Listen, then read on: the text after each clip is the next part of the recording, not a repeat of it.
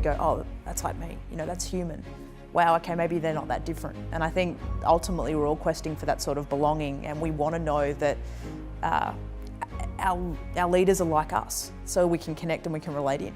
Right now, when we're talking about young people, 10 years ago when I graduated high school, we were talking about the 7 careers we were going to have in our lifetime.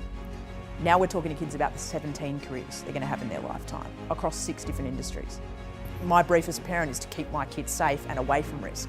And yet here I am hearing over and over again that actually it's that exposure to risk, it's that ability to fail fast, learn, get the critique and feedback, move on, realise that you haven't failed, that just didn't work.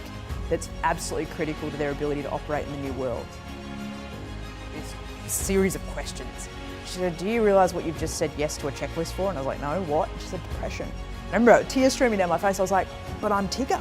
Like, what are you talking about? Like, I'm bounce off walls, I'm happy. Like, I don't think we talk enough about the role of fitness and diet in mental health. In fact, it surprises the hell out of me that that's not a regular conversation, because they're fundamental. Endorphins, and also just like the original medicine is food. You know, like before we started turning to all these concocted products, you know, that was what we relied on to look after ourselves.